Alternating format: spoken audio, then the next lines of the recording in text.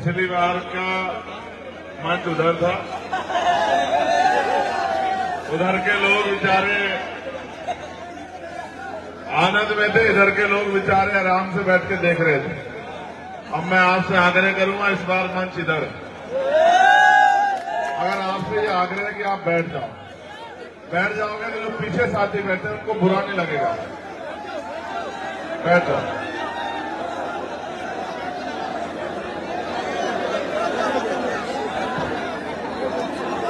बहुत बहुत बहुत धन्यवाद। बैठ जाओ। देखो समय हो गया ज्यादा, लगभग मीडिया के लोग बैठोगे तो फिर इधर हुई, इस तरफ आ जाओ। आपकी वजह से खराब हो रहा है। अब आपने नेताजी की लिखा रही ना, छोड़ दो। हमारी तो ये घर जाके बता देंगे, बिल्कुल समझा देंगे, या फिर बैठ के खींचो फोटो। जल्दी से बैठ जाओ, खराब मत करो। मांडलगढ़ की ये क्रांतिकारी धरा, यहां उपस्थित हजारों की संख्या में हमारे नौजवान साथी, सम्मानित बुजुर्ग, बीच में बड़ी उम्मीद से बैठी हमारी माताएं बहनें, छोटे भाइयों बच्चियों, आज चुनावी सभा में मुझे आपके बीच आने का मौका मिला है। मैं बहुत कम समय में बहुत जिम्मेदारी से आपके बीच अपनी बात रखूंगा और मेरा ये विश्वास है कि मेरी बात का, मेरे आने का और जो उम्मीद मैं आपसे करता हूं, हमारी इस एकता का एक मजबूत निर्णय 25 तारीख को ईवीएम पे बोतल का बटन दबा के आप लोग लोगे और उसका परिणाम जो होगा उस पर भी मैं चर्चा करूंगा। मुझे बहुत अच्छा लगा कि आपने मेरी बात मान के आप लोग बैठे, और 10 मिनट अगर आप ऐसे बैठे रहे तो इससे साबित हो जाएगा कि आपके मन में अगर कोई इच्छा है तो आप उसकी कीमत चुकाने के लिए तैयार हो। प्यारे भाइयों और इस क्षेत्र के जिम्मेदार साथियों, पहली बार चुनाव नहीं हो रहा। चुनाव तो 52 से अब तक चल ही रहा है, जिस चुनाव में देश के हर एक नागरिक के पास, जो बालिग है, इतनी शक्ति है कि अगर वो जिम्मेदारी से वोट दे तो अपने भविष्य का, अपने वर्तमान का कोई भी समस्या उसके जीवन में हो, उनका वो उन समस्याओं का इलाज कर सकता है और अपने जीवन को मजबूत बना सकता है। क्योंकि हम लोग सुबह से निकले हुए हैं और ये 6वीं 7वीं सभा है। सभा में तो हम 2-3 घंटे पहले आ जाते हैं, लेकिन वो हेलीकॉप्टर रात में उड़ता नहीं है। लेकिन यहां आने के लिए संकल्प था कि चाहे कैसे भी पहुंचना पड़े। जब मांडलगढ़ के लोग अपनी जगह नहीं छोड़ रहे हैं तो उनके सम्मान की रक्षा के लिए, उनके प्यार के लिए मैं और हनुमान जी भी उनके बीच चल के उनके विश्वास को मजबूत करेंगे, समय चाहे कितना लग जाए।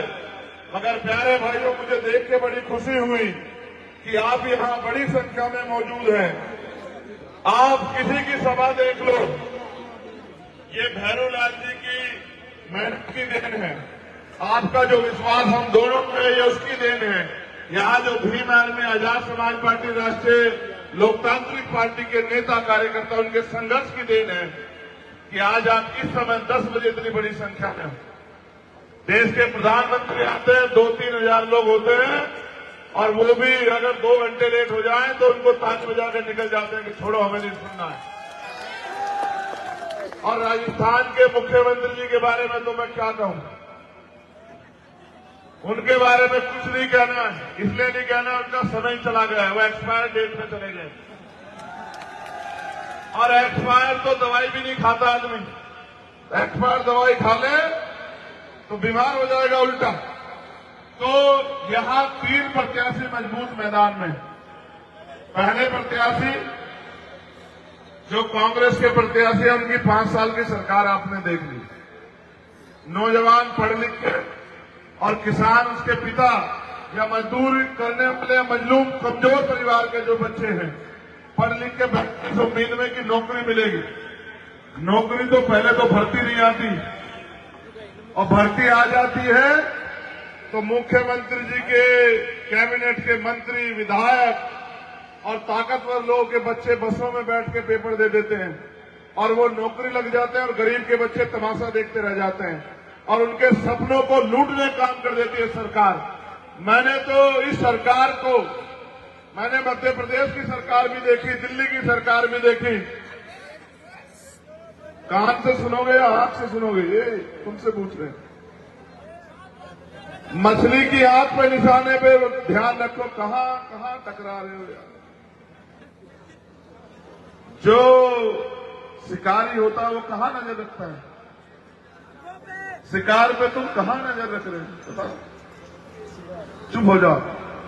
हमारी कमी है सदियों से, हम इस देश में, इस प्रदेश में, इस हालात में हैं, इसके जिम्मेदार हम ही तो हैं।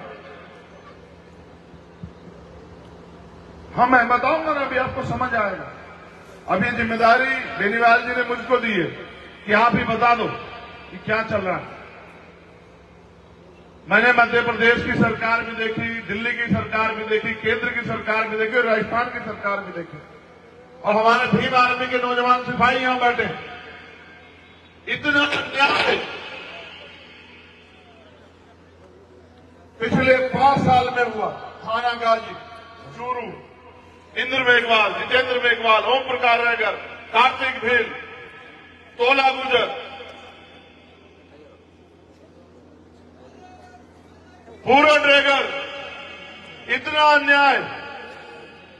और चलो, अन्याय को हम समझते हैं कि सामंतवादी शक्तियां मजबूत हैं, लेकिन अन्याय करने वाले को सरकार छूट देती है। अभी जब मैं यहां आया, एक कागज मेरे हाथ में पकड़ा दिया और मुझसे कहा, यहां एडमिनिस्ट्रेशन और पुलिस के लोग होंगे, कैलाश बैरवा निवासी मुकनपुरिया, मांडलगढ़, मेरी माता जी को दिनांक 9 नवंबर 2023, जिनका नाम छोटी देवी पत्नी नंदलाल बैरवा के कहने लूटने में अज्ञात बदमाशों ने महिला को निर्मम हत्या कर शव को आधा किलोमीटर घसीटा, और एक गिरफ्तारी नहीं हुई, एक गिरफ्तारी नहीं। पुलिस के अधिकारी एसी के कमरों में बैठे हैं, जिले के अधिकारी एडमिनिस्ट्रेशन के एसी के कमरे में बैठे हैं। गरीबों की बहन बेटियों के साथ अन्याय हो रहा है, और तुम्हें तो यही तुम्हारे पड़ोस में तोला गुजर को इसी हालत में और फिर जला भी दिया। अगर कानून का राज होता तो किसी गुंडे की हिम्मत नहीं पड़ती। आज तो गुंडों को सत्ता में बैठे लोग संरक्षण दे रहे हैं। और मैं क्या बताऊं, नासिर जुनैद को उठा के लेके गए यहीं से और हरियाणा में जाकर पीटा, और इतना पीटा कि जब तक वो मर नहीं गए। जहां कांग्रेस की सरकार है, वहां भाजपा की सरकार है, मिली जुली सरकार है, और दोनों बच्चों को मार मार के इस हालत में कर दिया कि जब वो किसी लायक नहीं रहे तो गाड़ी में रख के जिंदा जला दिया। और मुख्यमंत्री के मुंह से एक शब्द नहीं निकला। जब हमने पूरे हरियाणा में, पूरे राजस्थान में, पूरे उत्तर प्रदेश में, पूरे उत्तराखंड में 4 प्रदेश संगठन है, हर जिले में आंदोलन कर रहा, मुख्यमंत्री को लगा ऐसा ना हो मुसलमान नाराज हो जाए, तो उनके घर चला गया और जाके उनको बेवकूफ बनाने का काम किया। आप पूछ कर देखो उस परिवार से क्या दिया मुख्यमंत्री। गुंडों की इतनी हिम्मत हो गई कि उठा ले जाते हैं यहां से। और हम तो कह रहे हैं, अब तो आप जानते हो, इंद्र मेघवाल के घर में 4 बार आया, मुझे एयरपोर्ट से रिटेन करके दिल्ली छोड़ के आते हैं। और यहां के जो कमजोर वर्गों के अपने नेता बनने की बात करते हैं, उनके मुंह से एक शब्द नहीं निकलता। जब कांग्रेस बीजेपी में नेता, वो तुम्हारा भला कर देंगे, वो तो तनख्वाही है, उनको तनख्वाह मिलती है, और वो तनख्वाह जब अपना घर चलाते हैं, उनकी इतनी हैसियत नहीं कि आपके ऊपर हुए एक अन्याय पे मुंह से कुछ आवाज निकाल दें। ये लोकतंत्र है, आपकी वोट में शक्ति है। मैं चुनाव में आज पहली बार आपके विचार वोट मांगने पहली बार आया हूं, लेकिन जब भी कहीं किसी कमजोर पे, किसान पे, नौजवान पे, महिला पे अन्याय हुआ, देश के किसी कोने में, चाहे सीएम पे एनआरसी का मामला हो, चाहे किसान आंदोलन का मामला हो, महिला पहलवानों के सम्मान का मामला हो, और यही मध्य प्रदेश में भाजपा की सरकार है। 25 सितंबर को पूजन महाकुंभ हुआ, पता नहीं भरोलाल को पता है नहीं पता है, और पुलिस ने लाठियां मार के जेल में बंद कर दिए और घर से उठा लगी सरपंचों को और खाल उतार दी, 20-20 बार पीटा, रासू का लगा दी, इनाम घोषित कर दिया। मैं गया रविंद्र कुमार भाटी जी को लेकर ग्वालियर और कहा डीएमएसएसपी को कि चाहे कितने बैरिकेडिंग लगा लेना, अगर हमारे लोग नहीं छोड़े, उनका इनाम नहीं खत्म किया और उनको ये जो टॉर्चर कर रहे बंद नहीं किया तो ईंट से ईंट बजा देंगे सरकार की तुम्हारी। तब जाके डरे, तब जाके उन गरीबों को न्याय देने का काम किया। इनके भरोसे लड़ोगे, कांग्रेस को हराने को भाजपा को वोट देते हो और भाजपा को हराने कांग्रेस को, और 5-5 साल दोनों बढ़िया आराम से मौज काटते हो। मैं समझता हूं जब आप में विकल्प नहीं था, मजबूर थे, लेकिन अब आप में विकल्प है। आप 1 रुपए की माचिस खरीदोगे, 4 बार देखोगे माचिस खुली भी तो नहीं है। आप 10 रुपए का सामान खरीदोगे, 1000 बार देखोगे कहीं कोई कमी तो नहीं है। करोड़ों रुपए से भी कीमती वोट जिसको बाबा साहब अम्बेडकर ने अपने 4 बच्चों की कुर्बानी के बाद दिलाया और लड़के दिलाया सामंतवाद और राजा महाराजाओं से। ताकतवर लोग कहते वोट का अधिकार उसको मिलेगा जो जमींदार, जिसके जो लगान देता, जिसके बड़े बड़े बिजनेस है, जो बहुत ज्यादा पढ़ा लिखा। बाबा साहब ने कहा नहीं, ऐसा लोकतंत्र नहीं होगा जब चंद लोग फैसला करेंगे। लोकतंत्र तब लोकतंत्र होगा जब रानी के पेट से राजा नहीं पैदा होगा, जब जनता जिसको वोट देगी वो आगे बढ़ के जाएगा और वो उनकी समस्याओं के लिए लड़ेगा, तब लोकतंत्र का सपना साकार होगा। हमारे लोग वोट देते आ रहे हैं और वोट देने के सोचते कि हमारी जिम्मेदारी खत्म हो गई। इनको वोट देकर आपकी कौन सी जिम्मेदारी खत्म हुई? वो जिम्मेदारी आपकी तब खत्म होगी जब राजस्थान में जो अमीरों को सुख सुविधा मिल रही है वो किसान का, मेरे नौजवान मजलूम हर गरीब के घर तक पहुंचेगी, हर बहन मां खुशहाल होगी, सुरक्षित होगी और किसान को एमएसपी गारंटी मिलेगी, नौजवान को रोजगार मिलेगा। और जिस तरह से मंत्री जी गाड़ी निकलती है सायरन देके, आम आदमी भी टोल के बूथ से निकलेगा और उसका कोई पैसा नहीं खर्च होगा। ये तो वो सरकारें हैं। अगर जेब में आप पे फास्टैग नहीं तो दुगने पैसे दो। आप समझते हो लोकतंत्र की शक्ति? अभी एक कानून बना, कभी सपने में भी नहीं सोचा होगा। एमपी साहब, कोरोना काल आया, जनता जूझ रही थी रोटी रोटी के लिए, सरकार ने कानून बना, मास्क नहीं लगाओगे तो 500 रुपए का जुर्माना। क्या कभी आपने सोचा था कि मास्क लगाना पड़ेगा और मास्क नहीं लगाएंगे तो 500 रुपए जेब से काट ले जाएंगे? सरकार में ताकत होती। मैं आपसे जिम्मेदारी के तौर पर कहता हूं, मैं झूठ नहीं बोलता हूं। आप अपनी पूरी समस्या, एक लिस्ट मुझे इन्होंने दी हमारे साथी ने, और वो बोल भी रहे थे कि 8 ग्राम पंचायतें शाहपुरा जिले जो नवगठित हुआ, भीलवाड़ा की, उसमें भेज दी। ढाट बड़लियास की को तहसील का दर्जा हटा दिया और कठेड़ी की 5 पंचायतें शाहपुरा में भेज दी। कैसे लाओगे वापस? भीड़ों के हल्ला मचा के। ये जिला बनाने की ताकत किसने दी? मुख्यमंत्री को। आपकी वोट नहीं तो दी। अगर आप अपनी समस्याओं का हल चाहते हो, मैं ये कह रहा हूं, एक लिफाफा बनाओ, उसमें समस्या लिखो और अगले 6 दिन खूब मेहनत करो और तय करो कि भैरूलाल नहीं लड़ रहा, हम लोग लड़ रहे हैं, और अपना एक एक वोट भैरूलाल के लिए तैयार करो और भैरूलाल को जमकर वोट करो। और आप ये जानते हो त्रिशंकु विधानसभा आएगी, ना भाजपा की कोई आंधी चल रही है ना कांग्रेस की, क्योंकि जनता दोनों से दुखी है। वो मजबूर थे कि इनको एक दूसरे को वोट देनी पड़ती थी, अब मजबूर नहीं है। अब एक तरफ चंद्रशेखर आजाद खड़ा है और दूसरी तरफ हनुमान जी बेनीवाल खड़े हैं, और बीच में हमारे प्रत्याशी न इनको भागने देंगे, न आपकी समस्याओं को रुकने देंगे, आपकी समस्याओं का पूरा इलाज करके जाएंगे। इस बात को आप याद रखें। ऐसा नहीं कि हमें एक बार आपसे वोट चाहिए, हम तो रिश्ता बनाने के लिए आए मांडलगढ़ से, कि जब भी मांडलगढ़ पे एक भी अन्याय की आंख उठेगी किसी भी कमजोर कमेरे मजलूम नौजवान की तरफ, के लिए आज हम लोग यहाँ आए। चुनाव तो आते जाते रहेंगे और बहुत नेता आए होंगे आपके बीच में। मैंने तो जब मेरे पास पार्टी भी नहीं थी भाई, तब मैं 16 महीने जेल में रहा, और दोस्त क्या था कि जब ताकतवर लोग मेरे लोगों को पीट रहे थे, मैं सामने खड़ा हो गया, नहीं ये नहीं चलेगा। जब सीबीआई ईडी इनकम टैक्स आज आपके नेता की हिम्मत है क्या? ईडी आ जाती तो जीप निकल जाती बाहर। इतना भ्रष्टाचार किया हुआ सीबीआई ईडी इनकम टैक्स से डर जाते हैं, हम पे जोर दिखाते नहीं दिखा पा रहे, और उनको लगता है कि ये आदमी तुम्हें भविष्य में नुकसान करेगा, तो 4 गोली चला दी। आपका इतना प्यार आशीर्वाद हुआ है कि उनकी गोली भी कुछ नहीं बिगाड़ पाई। फिर मैं तीसरे दिन भरतपुर में खड़ा था इस चैलेंज के साथ कि नहीं डरेंगे।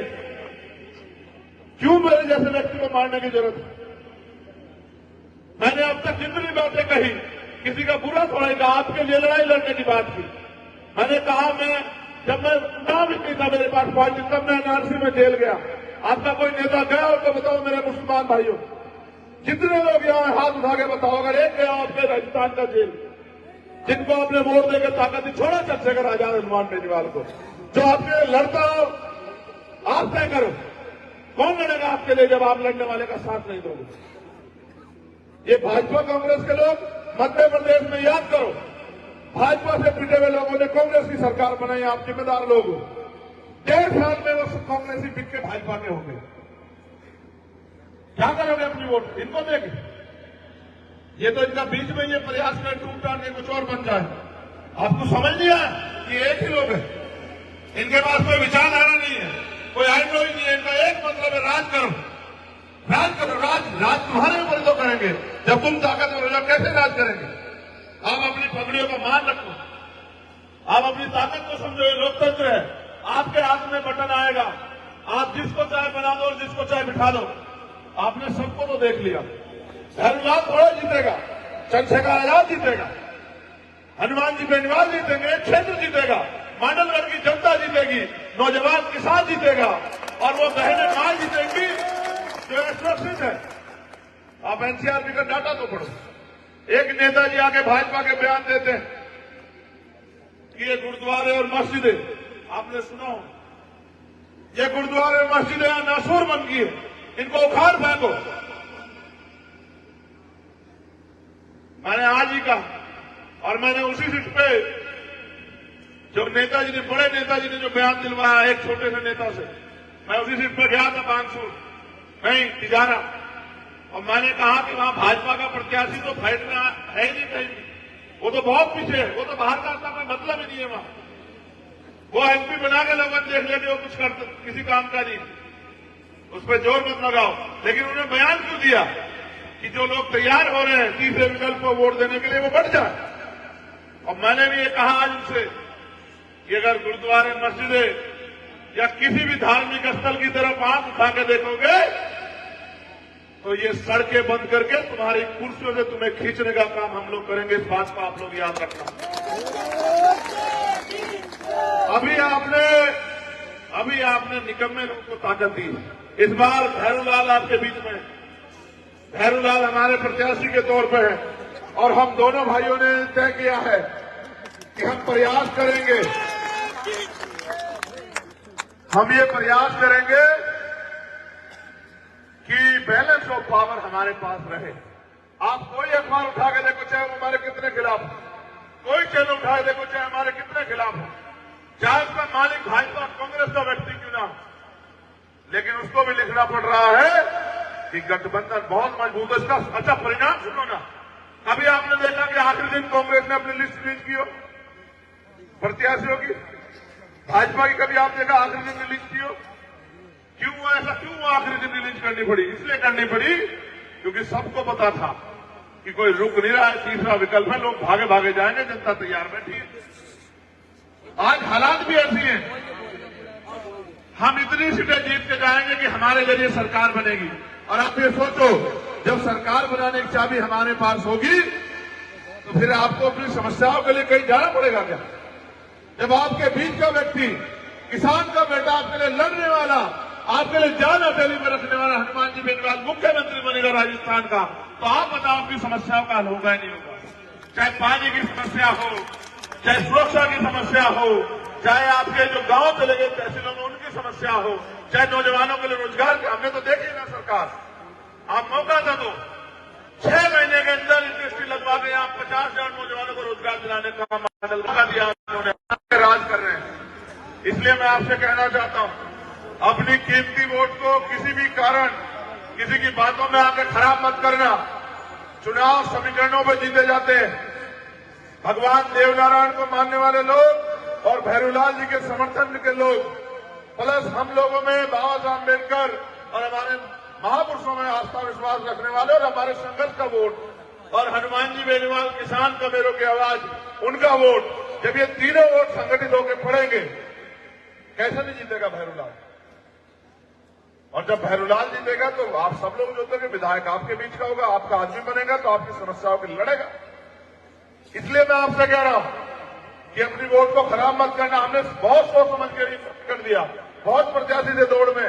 हमने तय किया कि अगर हमने थोड़ी थोड़ी मदद इनकी कर दी तो ये आगे बढ़ जाएंगे। और अब ये जिम्मेदारी आप पे, फैसला लो कि आपके आने वाली पीढ़ियां, आपके आने वाली नस्लें, आपका वर्तमान और भविष्य राजस्थान में कैसे अच्छा हो। और अगर अपने भविष्य के बारे में सचेत हो तो फिर राष्ट्रीय लोकतांत्रिक पार्टी और आजाद समाज पार्टी गठबंधन के प्रत्याशियों को वोट देकर उनको ताकत दो, उनको काम करने का मौका दो।